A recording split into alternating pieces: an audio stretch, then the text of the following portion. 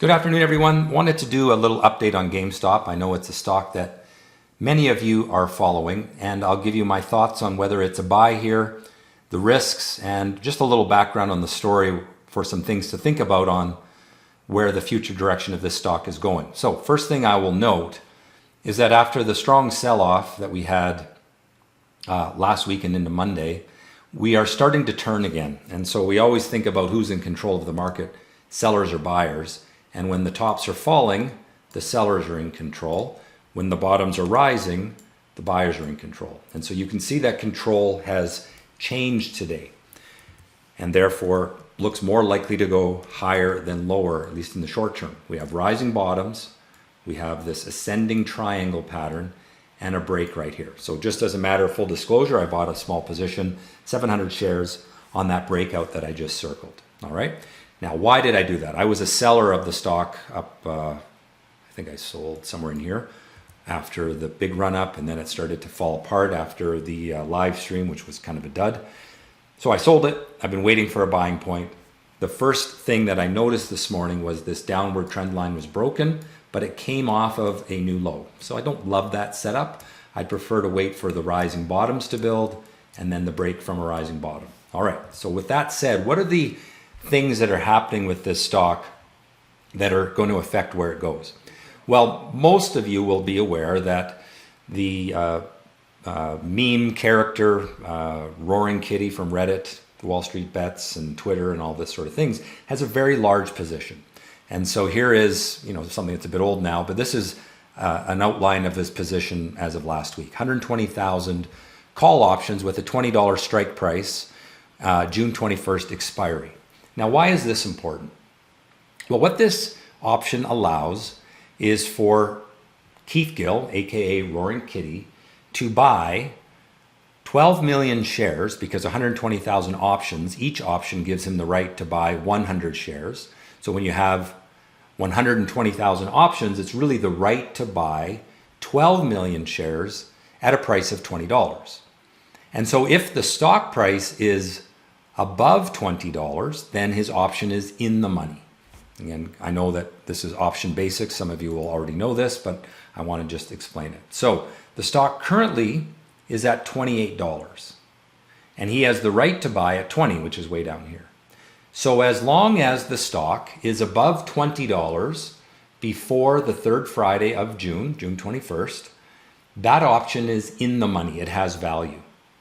All right, and as we get closer to June 21st, the value of the option will have some decay because there's two components to the option price. There's the amount that it's in the money, which is the amount above $20, and then there's the time value, which is allowing for the time for the stock to move up even more. So if we look at the current option chain here, and this is from Yahoo Finance, real-time quote, stock's 27.67. So a $20 option is in the money, $7.67 as I speak. But the option actually is trading at $9.25. And so the difference between $7.60 and $9.25 is the premium, the time value for the option.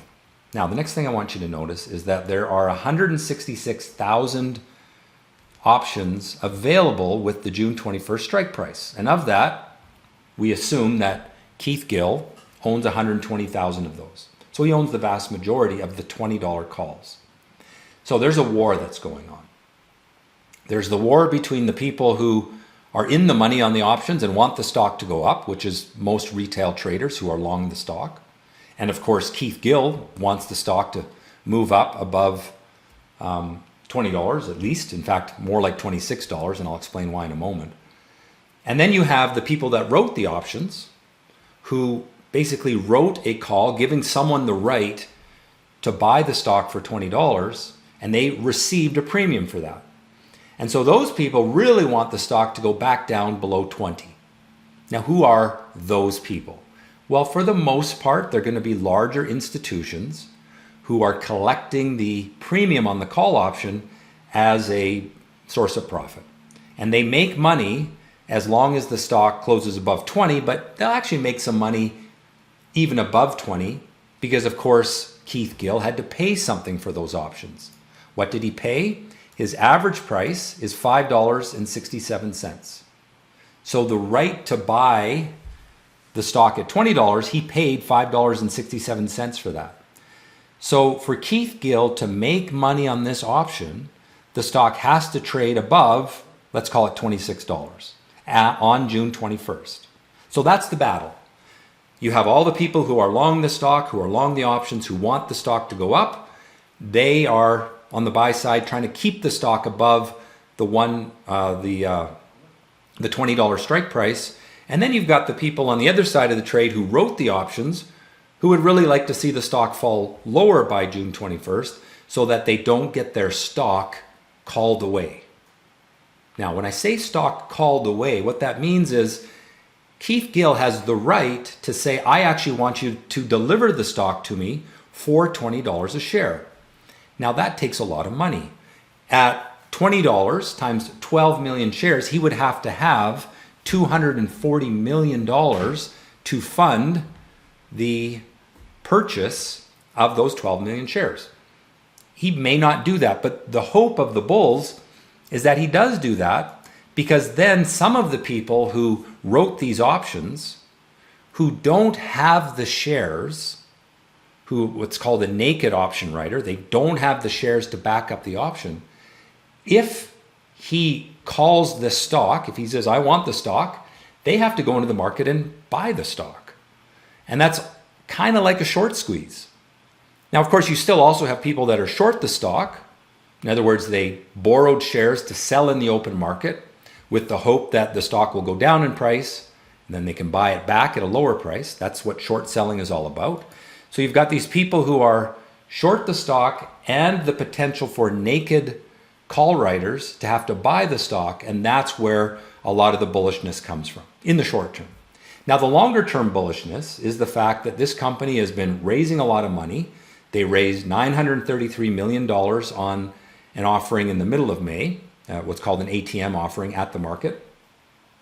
So they've just put almost $1 billion in the till. And then they announced last week on Friday that they're going to try to do another 75 million shares.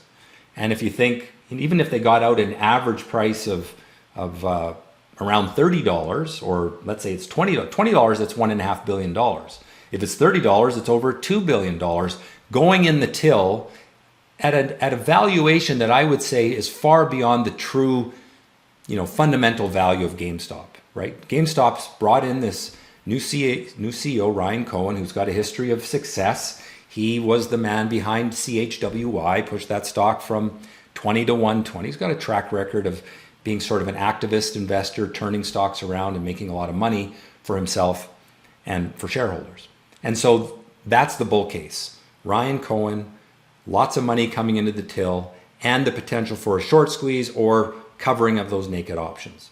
On the other side, the bear case is you're fighting against large institutions that really have the deep pockets to push the market down as best they can. Who will win? I have no idea. You have no idea. It's a guess. What I prefer to do is just trade the market action. And so if we go to a shorter term chart here, you can see that today the buyers are winning. The buyers have been losing for a number of days, right? We had that 2 strong down days, and it's only today that it's finally starting to turn. But what I like, and to recap why I bought this stock, it's not for the bull case or the bear case being wrong. It's simply because the buyers are winning. They broke the stock through that resistance level from a rising bottom, and that's a pretty good reason to think that it's going to go higher. The same thing happened back here. Downward trend, broke the downward trend, that's step 1. Step 2, build a rising bottom. And step 3, break from a rising bottom. That is very similar to what's happening here. And just as a matter of disclosure, I bought the stock there. I bought a little bit here as well. And it had this big run up. Unfortunately, I didn't sell until Friday morning when it started to fall apart. And still made money on the stock, but not nearly as much as I could have. All right, so that's a little overview of the GameStop saga. And I'll try to keep doing updates. So subscribe to the channel and you'll get instant updates when I post a new video. It's an exciting stock, so we may as well do that and also teach a little bit about the art of trading. Hope you've enjoyed it. Trade well.